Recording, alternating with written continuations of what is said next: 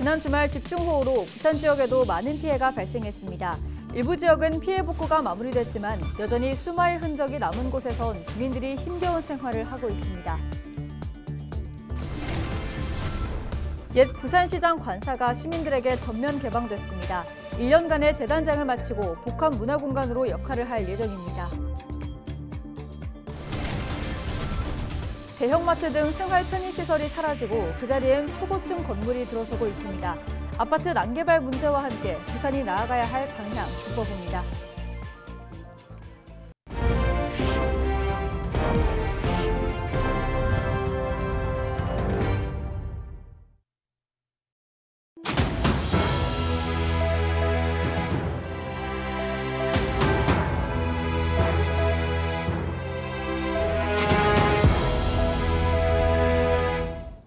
시청자 여러분 안녕하십니까? 헬로티비 부산 뉴스입니다.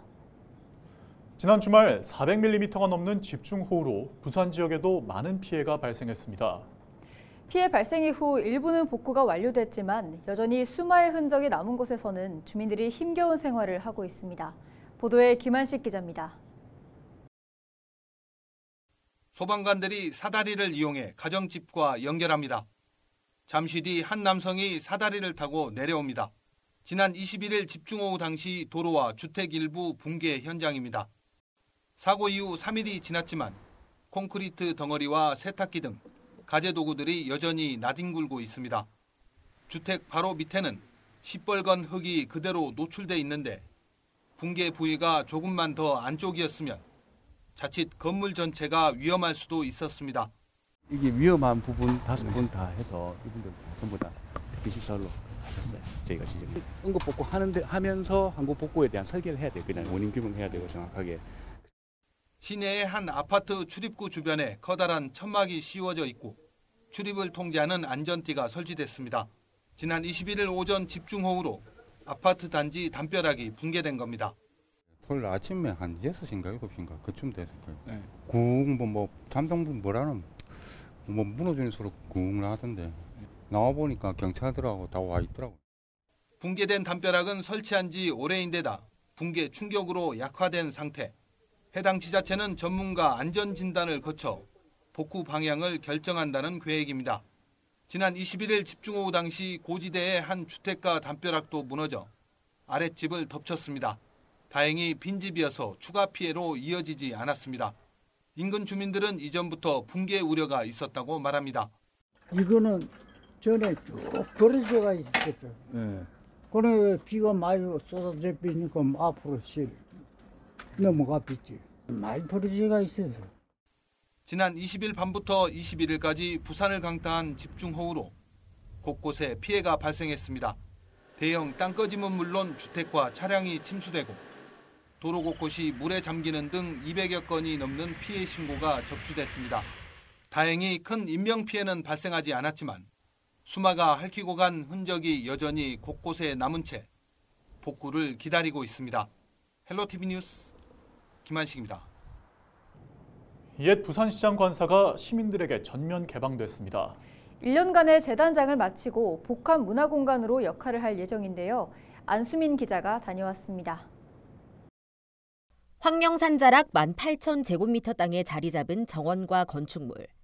1984년 지어져 지방 청와대라 불리며 대통령과 부산시장 12명의 숙소로 사용된 옛 부산시장 관사입니다. 권위주의의 상징으로 여겨졌던 대저택이 1년간의 재단장을 마치고 40년 만에 시민품으로 돌아왔습니다. 새로운 이름은 무엇이든 자유롭게 도모하는 공간이란 뜻의 도모헌. 광안리 앞바다가 내려다 보이는 푸른 정원에서는 산책로를 따라 걸으며 휴식을 취하고 여유를 즐길 수 있습니다. 건물은 옛 건축 형태를 보존하면서도 현대적인 모습이 됐습니다. 과거 주거 공간이었던 내부는 전시 공간과 강연장, 회의실, 휴게실로 바뀌어 시민 누구나 자유롭게 드나들고 이용할 수 있습니다. 특히 대통령이 여기 와가 주무시는 날에는 형사들이 쫙 깔리가 막 일일이 검문 검색이 아주 삼엄했는데 그때를 생각하면 천지개벽됐다. 참 관계무량하고 반갑다. 시민 한 사람으로서 아주 반갑게 앞으로 많이 이용하겠습니다. 앞으로 이 공간은 강연과 공연 등 시민들을 위한 프로그램으로 채워질 예정. 국제행사 등에도 활용할 수 있어 부산을 상징하는 새로운 명소가 될 것으로 기대됩니다.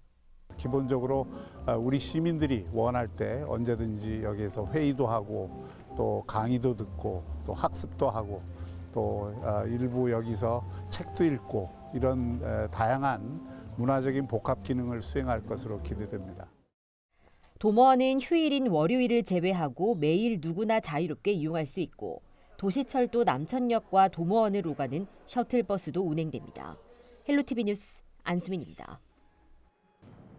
청년 인구가 급감하면서 인구 소멸 위기에 놓인 부산.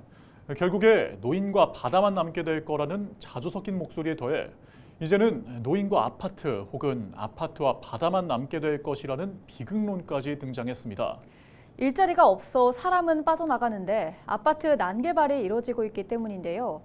연속 기획 보도를 통해 아파트 난개발 문제와 함께 부산이 나아가야 할 방향 짚어봅니다. 네, 오늘 첫 번째 시간으로 대형마트 등 생활 편의시설이 사라지고 그 자리에 초고층 건물이 들어선 현장을 취재했습니다. 보도에 차선영 기자입니다.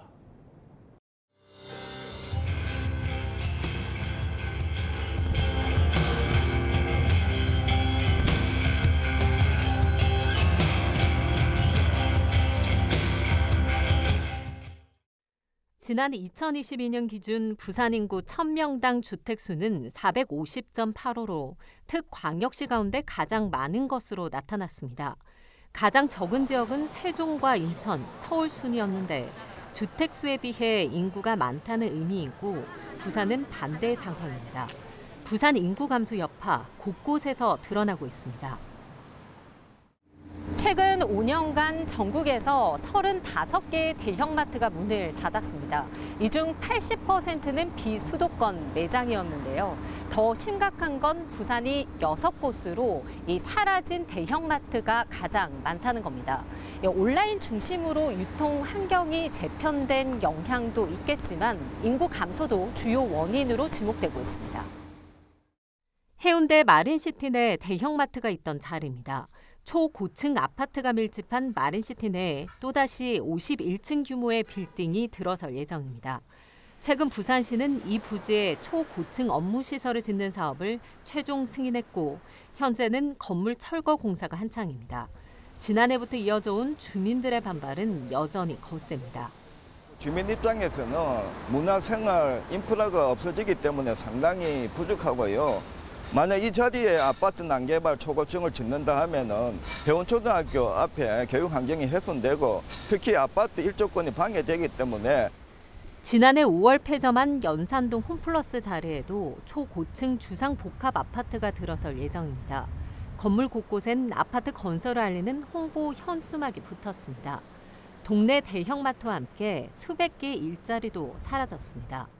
올해 6월 문을 닫은 남천동 메가마트 역시 사정은 마찬가지입니다. 폐점한 대형마트 주변의 음식점도 모두 문을 닫았습니다. 이 일대엔 초고층 주상 복합 건물이 지어질 것으로 보입니다. 대형마트와 음식점 등 생활 편의시설이 사라진 자리에 빠짐없이 고층 건물이 들어서는 모양새입니다. 대다수가 입지가 좋고 주거 선호도가 높은 지역입니다.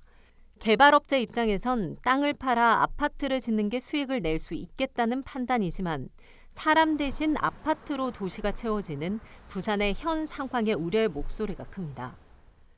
마트를 없애고 아파트를 짓는다 할 때 그 개발업자는 그 땅을 사서 그걸 분양만 하면 자기로서는 끝나지만 그것이 모여서 과도한 아파트 공급으로 이어지고요. 초고층 신축 아파트가 인기리에 분양된다고 하면 다른 노후 아파트들은 상대적으로 수요가 줄어 찬밥 신세로 전락할 것이란 가정도 가능합니다. 인구는 감소하는데 시의 정책은 그 반대로 주거지역 아파트만 확대하는 거거든요. 지금은 뭐 노인과 바다만 있는데 궁극적으로 시간이 지나게 되면 노인도 안 계시게 될 거고 아파트와 바다만 남는 부산이 되지 않을까, 지금 그게 굉장히 우려가 됩니다. 부산시는 지속적인 일자리를 확대하고 안정적인 소득 창출을 지원하겠다는 대책을 내놨습니다. 인구 감소에 적극 대응하겠다고 선언한 건데요.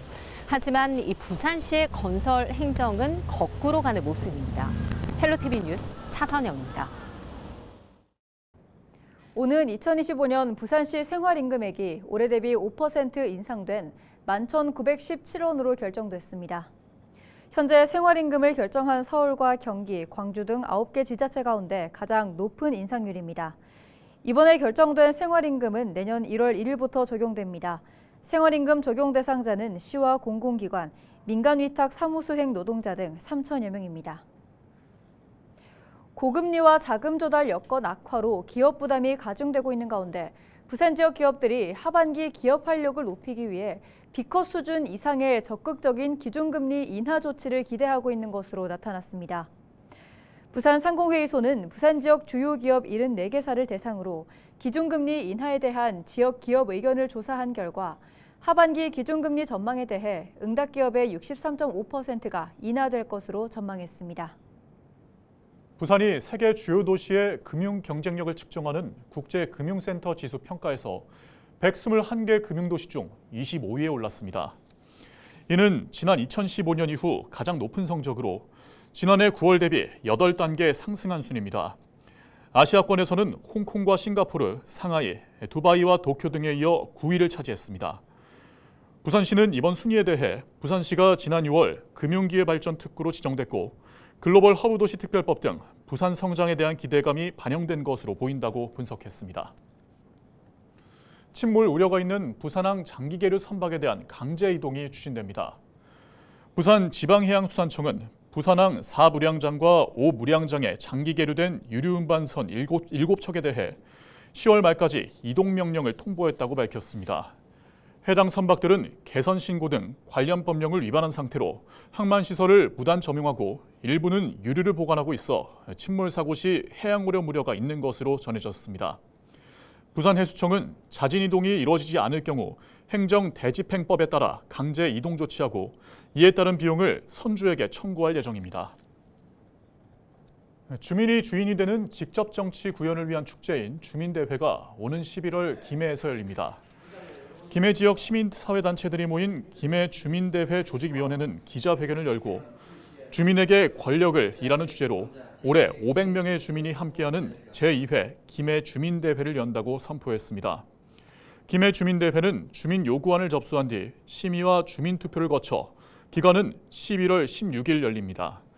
조직위는 주권자로서 주민 요구가 정책과 예산으로 반영되는 직접 정치를 구현하기 위해 주민대회를 연다고 취지를 설명했습니다. 지난해 열린 첫 주민대회에는 주민 요구안 388개를 모아 주민 4,400여 명이 투표로 10대 주요 요구안을 선정했으며 대회에는 지역민 100명이 참여했습니다. 양산 동부권인 웅상 지역을 새롭게 재편해 미래도시로 재창조하는 비전이 발표됐습니다. 24일 웅상문화체육센터에서 열린 비전 발표 현장에는 지역 인사와 시민 등 500여 명이 참석해 변화를 주목했습니다. 나동현 양산시장은 이 자리에서 웅상 리뉴얼, 미래로의 도시 재창조를 주제로 신행정, 신교통, 신환경, 신도시란 웅상 종합발전 계획을 제시했습니다. 또한 노후된 서창지구와 인근 지역을 신도시로 개발하는 계획을 최초로 발표하며 새로운 웅상 재건을 설명했습니다. 우리 주민 동의를 얻어내고 계획을 잘 잡으면 충분히 이렇게 이루어낼 수 있다고 생각을 하고 내년에 기본 계획을 잡아서 승인을 받게 되면 2027년서부터 이 사업이 본격적으로 추진될 것으로 보고 계획을 잡고 추진 중에 있습니다. 부산시가 오는 9월 28일 다대포 해수욕장 일원에서 세븐비치 어싱 챌린지 세 번째 편을 개최합니다. 어싱은 지구와 우리 몸을 연결한다는 의미입니다. 세븐비치 어싱 챌린지는 부산의 7개 주요 해변을 차례로 걷는 행사로 부산시는 시민들이 맨발로 해변을 걷는 어싱 활동을 통해 몸과 마음의 치유의 시간을 가질 수 있을 것으로 설명했습니다. 이번 다대포편 세븐비치 어싱 챌린지는 왕복 2km 코스를 1,250명이 1조로 총 8개 조로 나눠 차례로 출발하는 형식으로 진행됩니다. 이상으로 뉴스를 마칩니다. 함께해 주신 여러분 고맙습니다.